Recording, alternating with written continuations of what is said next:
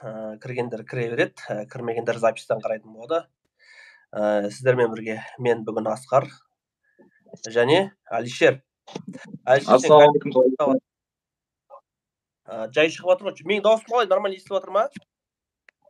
Жақсы, нормально естіліп тұр. Сенікі де нормально. Енді мынандай тема қазір көп адамдар Инстаграмға жазып жатыр. Көбісі курсын сат деп жатыр, курс айтып жатыр, мынау, курсың бар ма, дайын. Соны айтып жатыр, алдағы уақытта Алла қаласа болады, бұйырса иншалла. Бүгінгі айтатын тақырып, ол сіздерге үлкен информация, бірнеше курстан, бірнеше темалардан өте пайдалы. Ол не нәрсе деген кезде адамдардың видеосын, басқа адамдар түсірген видеоны өздерімізде қалай қолданамыз, сол туралы айтатын боламыз. Ол мейлі ол кино болсын, мейлі ол жаңағыдай біреудің түсірген видео болсын, сол туралы не айтасың? Көптеген мысалы қазір күнде кино айтатындар бар, пересказ, кино шоу, кино айтушы да. Өзім де каналдар жүргіземін, өз басымнан өткіземін, солай түсіп жатыр. Енді мен айтқым келетін нәрсе, біреулер айтады, мен киноны алып, пересказ жасаймын, айтып беремін, анау-мынау, нәтижесінде ол маған жалып береді дейді. Мысалы, ол фильмдер қай студиядан келді? Автомат түрде жалып береді. Universal Pictures, Warner Brothers, Marvel деген сияқты. Артындағы Мен ғой. Дос бол, таныстырып қойып, дос бол, амандасып қой. Ассалаумағалейкум баршаңызға. Уағалейкумассалам. Енді айтатын нәрсе сол жалпы. Енді менің айтқым келіп тұрған нәрсе, жалпы біреудің видеосын қалай қолдануға болады? Біздер міндетті түрде видео түсіріп жүруіміз керек па? Егер біздер видео түсіріп жүретін болсақ, оған біріншіден идея жоқ, екіншіден қиындықтар тудырады, үшіншіден камера алу керек, сплошной расход былай айтқанда. Ал енді қандай варианттар бар? Мүмкін басқа варианттар бар шығар. Себебі біздер көп ақша тауып қана қоймай, көп ақша тауымыз керек мәселе. Мысалы, бастан өткен жағдай. Өздеріңіз білесіздер, ол жерде Досбол да болды, Алишер де болды. Алдыңғы уақытта бір барған болатын едік. Авторынок воскресенье күні күтіп, базарға барып, машина түсіріп жүрдік. Оның плюсы да бар, минусы да бар. Плюсы өзің кадрың, өзің камераң, өзің видеоң, ешкім саған жалып бере алмайды. Салам. Минусы сенің уақытың оған жетпейді. Біріншіден, воскресеньені күту керексің. Және бір апта бойы сен кәдімгідей бос жүресің. Саған не керек? Саған бір бөлмеден шықпай, немесе бір жерде отырып, саған контент жасайтын жол керек. Сосын мен Досбол бар, Досбол екеуміз бір жерде айттым, Досбол дедім, біздер бір жерде отырып жасау керек. Бізге бірнеше канал жүргізу керек дедім. Бір уақытта 5, 6, 7, 10 каналға шейін, мүмкін 15 канал жүргізу керек. Мысалы да. Енді онда не істейміз деген сұрақ туады. Себебі барлық машинаны каналды аша береміз, ашып, қайта жасап, жасай бермейміз. Бізде не туады? Бізде мынандай вариант бар. Мен айттым сол кезде, Досболға, получается, біздер көп ақша табу үшін, көп канал жүргізу үшін бір бөлмеден шықпай жасауымыз керек. Видеомыз да осы жерде бітеді, монтажымыз да осы жерде бітеді.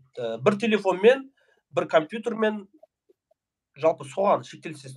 Интернет сыра ғой енді. Ешқандай расход кетпейді. Содан кейін біздер не істедік? Біздер алдық та видеоны интернетке кірдік, жалпы ютубқа кірдік. Ютубқа кірген кезде каналдарды қарадық. Қандай каналдар просмотр көп жинап жатыр, Мен қарағаным каналдар кино темасында. Ол кино темасын кеңірек айтатын болсам, бір киноны көріп аласың. Көріп алғаннан кейін оны өзің ойынша жазбаша түрде жасайсың. Басында қиын болады әрине. Жазып, текст қазақша жазып шығасың. Киноның атауы мынандай қылды, үйтті, бүйтті, анау істеді, мынау істеді, Сонда киноны өзің әдемілеп, шаман келгенше, бастапқыда енді идеальный шықпайды, бастапқыда әдемі шықпайды. Мен өз басым әлі қатты керемет сөйлей алмаймын, бірақ мен тырысып жатырмын. Сондай каналдарды жасадық, кино каналдар, пересказ. Енді пересказ каналдарды жасағаннан кейін біздер оны алдық та монтаждадық. Монтаждағанда телефонмен монтаждадық, потому что бізге компьютермен монтаждау ыңғайсыз. Екіншіден компьютердағы программалардың платный, анау бізге бесплатно болу керек. Үйреніп қалғандай. Одан кейін біздер алдық та сол видеоны тауып алдық. енді қалай екенін айтпай ақ қояйын, енді интернетте толып тұр қалай керек екенін. Телефоннан болсын, компьютердан болсын, жалпы қалай жүктеу керектігін, андроидта тем более бәрі оңай. Сол киноны тауып аласыздар, бірінші сөйтіп жүктейсіңдер. Жүктедік. Енді дауысты келтірдік диктофон. Соған сәйкес кадрларды қойып шықтық. Нәтижесінде бізде каналда жалып келді бір кезде.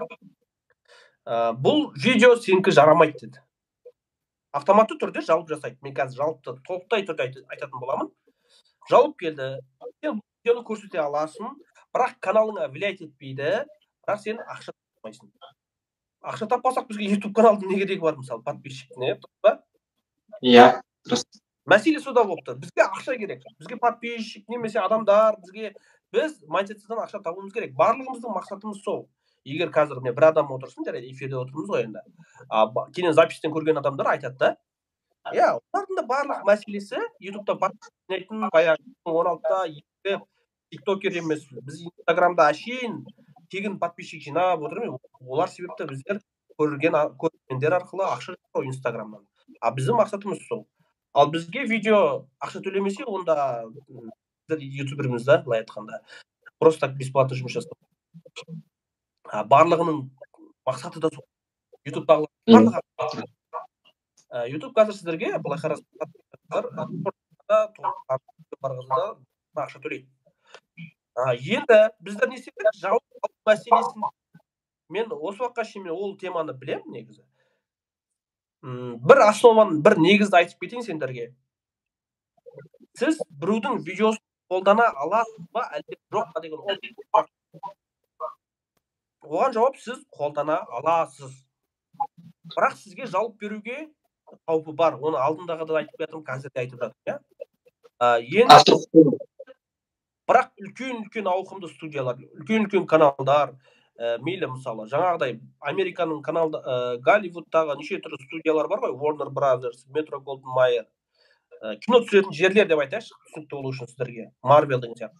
Олардың киносы, жалпы сол сияқты студиялардың несі сізге ол жалып бермейді. Олардың видеоларын смело қолдансаңыздар болады. Бірақ автоматты түрде жалып жасайды, ақша таба алмайсыздар. Онда не деген кезде сіздер 4-5 секундтан ғана қиып аласыз.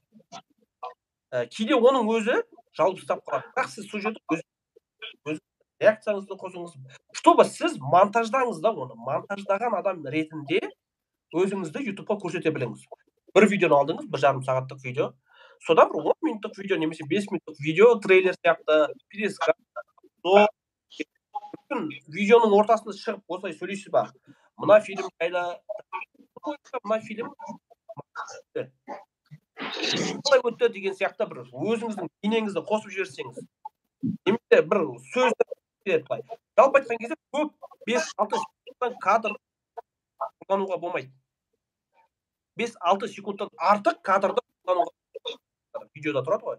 Сіздер 4-5 секундтан қиып ойларыңыз жалпы айтқан кезде ана киноны көрген адам қандай фильм болу керек та? Толыққанды фильм ол авторлардан бар. Мәселе осында болып тұр. Көбісі маған жазады өткенде. Мен кино канал аштым, киноны переска жасадым, видеоға салсам, қызыл жанып жатыр, сары жанып жатыр, монетизация қайтып жатыр. Сіздер көп видеоның кадрларын қиыңыздар. 5-4. Кейде одан да ұстап қалған жағдай өзінде, ол кезде сіздер тағы да сол видеоны көріңіздер. Жалпы YouTube канал жоқтар алдағы уақытта секундын көрсетіп қояды. Мынандай секундта жалып тұр. Бекерге беріп отқан жоқ. Ол жерден жалып ұстап тұрған нәрсесі бекер сауал қисын деп тұр ол. Себебі YouTube'қа да сіздер керексіздер. Қарап отырсаңыздар, жаңағыдай жаңа қолданушылар керек, жаңа админдар керек, жаңа ютуберлер керек. Себебі көбісі ойлайды, бір өткен айтады, қазіргі уақытта 2023-те 0-ден канал ашып мен дами алам ба дейді. Мен айтам, раз YouTube регистрация жасайтын жерін беріп қойған болса сіздерге, что-то не алмай қалды ғой. Раз сіздерге YouTube регистрация жасайтын жерін беріп қойған болса, әрине болады. YouTube сіздерге маған дауыс жатыр сен. жатыр сен. Ал. Сеттен қой онда. Иә, сеттен. Жалпы айтқанда сондай. Менің айтқым келіп. Жалпы айтқанда сондай.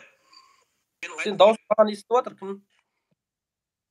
Дауысыңды жайрап қоясың ба? Или микрофонды өшіріп тастасың ба? Микрофон өшіретін бар ма? Жайрап қоясың ба? Или выключить микрофон дегенді басшы. Оң жақ бұрышта менің даусым естіліп тұр ғой, иә?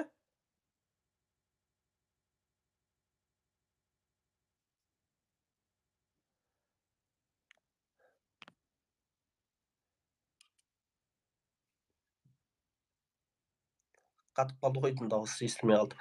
Бізде осындай сеттер кішкене нашар. Бізде алло. Менің даусым естіліп тұр ма?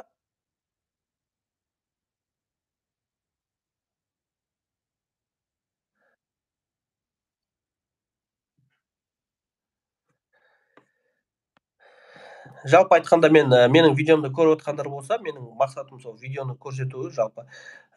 Кейде көптеген инстаграмға жазған кезде көбісіне бірден жауап бере беруге, көбісі екеулер ренжіп жатыр, жауап бермейсің сен анау деп. Просто осындай эфирге шығып мен жауап беруге мәжбүрмін да. Себебі жұмыс көп, мен 5, 6, 7, 8 канал жүргізіп жатырмын қазір. Оның 5-еуі өзімдікі, 3-еуі клиенттердікі. Енді 8 канал жүргізгеннен кейін өздеріңіз ойланыңыздар, 8 каналға бірнеше видео салу керек, барлығына уақыт кетеді деген сияқты. Сол үшін де түсіністікпен қарап, осылай кешке қарай уақыт бөліп, мен күнделікті немесе күнара немесе осындай бір уақыт бөліп, мен жалпы сұрақтарға жауап беріп отыратын боламын.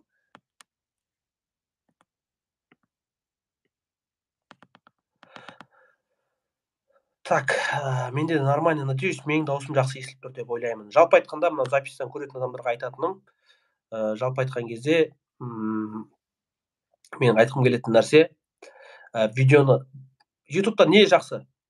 Ютубта сіз қорықпай істей беріңіз, жалпы алыңыз, документацияны оқыңыз, қараңыз. Жалпы айтқан кезде не үшін авторский право сіз жалып алдыңыз? Соны сіз білу керексіз. Көбісі алады да, видеоны бастайды, жалып алады, әннен алады. Сосын мынандай керек емес, бір өздеріңізге ұнайтын музыканы қойып, не қылып жасай бермеңіздер, себебі одан да жалып ұстайды. Өткенде бір жігіттің мынандай оқиғасы болады. Бірнеше просмотр жинаған енді. 50-60 мың ба, 100 мың ба просмотр жинаған. Сөйтсем бір қазақша бір атақты әнді қойып қойғанда, сосын мен айттым, мына әнді неге қойдың десем, солай қойып қоя салғам, сосын просмотр болып жатыр, анау типа. Сенің 4000 сағатың ол қазір саналмайды дедім да. Ол музыкадан ұстауы мүмкін, мысалы да. 4000 сағат саналмай қалуы мүмкін. Қазіргі күнде саналатын шығар, бірақ ол арты ауыр болып кетеді да, сол үшін де бастапқыда музыка қолданбай жаңағыдай, және біреудің видеоларын именно ол сіздерге жалып береді, ол жалып беретін ақысы бар. Сол үшін де қазіргі уақытта менің не қысқаша айтатын болсам, біреудің видеоларын қолданған кезде сіздер 3-4 секунд. Ол біреудің видеоларының ішіне не кіреді? Біреудің видеоларының ішіне ол кино кіруі мүмкін. Мысалы сияқты менің видеомды алуы мүмкінсіңдер, мысалы қиып шетінен, осы жерін сөйлегенімді мысалы. Немесе басқа блогер. Бірақ менікін алатын болса, мен қаласам, мен сізге жалып бере аламын. Мен мәселе осыда болып тұр. Сол үшін осы жеріне құтыла алмайсыздар да бәрібір. Бірақ автоматты түрде жалып беру деген жоқ болады. Жалыпта мысалы автоматты түрде беретін жалып бар, және әдейілеп беретін жалыптар бар да. Соны біз білуіміз керек. Автоматты түрде беретін жалыптар жаңағыдай үлкен кино студиядан немесе жаңағыдай музыкалардан платформалар ұстап қалады резко. Менің айтқым келетін нәрсе, сіздер видео қолданған кезде оның плюсы үйде отырып жасайсыздар. Ал үйде отырып жасайтын болсаңыздар, бір уақытта, бір күнде, енді бір уақытта бірнеше канал жүргізе аласыздар. Егер тек қана сіз бір каналмен айналысатын болсаңыздар, онда сіздерде ақша да аз болады, және былай айтқанда бос уақытыңыз көп болады, ақша да аз болады. Сіздер 7-8 каналдармен жүргізуге болады. Это нормально. Ол мүмкін емес, қиын емес. 5, 6, 7, 8 каналдан жүргізсеңіздер болады. Мысалы, кино темасында жаңағы мен айтқан просмотр көп болады, жақсы просмотрлар көп болады. Шын айтайыншы, фильмдер жайлы обзор жасау, фильмдерге не қылу мысалы да, өзінің ойыңды айту, түсіндіру мәселе сол да. Жалпы айтқанда сондай темалар, бұл жалпы мәселесі өте маңызды. Көп адамдар осыны түсінбейді. Сол үшін ютубқа келе алмайтын адамдардың проблемасы бар ғой, бірінші проблемасы осы жалпының кесірінен. Неге десең, көп адам ютубер болғысы келеді, бірақ не? Жалпыға түсіп қала береді. Музыка қояды, біреудің видеосын алып салады. Сіздер қазір тиктоктан біреудің видеосын алып, әшейін сала берсеңіздер де болады, бірақ сіздер ертең монетизация қосатын кезде сіздің монетизацияңызды біліп қалса, ол өшіреді. Ол ютуб ол ақымақ емес та, олар адамдар ше, ұрлап салып. Өткенде біреу Нұрлан имамның атынан канал ашып қойған, кеше ма көрдім.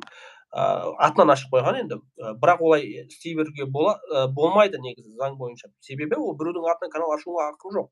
Біреудің видеосын, біреудің түрін салуға ақың жоқ. Сен ол адамның рұқсатынсыз. Қай заң болса да сондай ол. Сөйтіп ашып қойған, бірақ ертең оған біреу өтірік деген жалппен берілетін болса, мысалы мен или басқа біреу барады да распространение там біреудің атынан ашып алған деген бөлімдер бар, сонымен жауап беретін болса, YouTube оны зерттейтін болса, онда оның каналын просто так 100 мың бола ма, 200 мың бола ма, оның подписчиктерін жауып тастайды. Бастапқы уақытта там 1-2 ай ақша табуы мүмкін, бірақ ондай нәрсемен айналысудың керегі жоқ. Лучше сіздер авторский правоны жақсылап оқыңыздар. Осы проблема адамдарда осы проблема ғана болады, авторский право шешілмейтін, көбісі шеше алмай жатыр. Бірақ оны үйренсеңіздер оп-оңай. Енді сұрақтарыңыз болса, осы комментарий астына жазып қалдырыңыздар. Уақыт болып жатса, эфирге шығып осылай жауап беретін боламын. Немесе инстаграмға подписка жасап тіркелсеңіздер болады. Сіздермен бірге болған Асқар, арнаға жазылып, лайк басып кетіңіздер. Сау болыңыздар.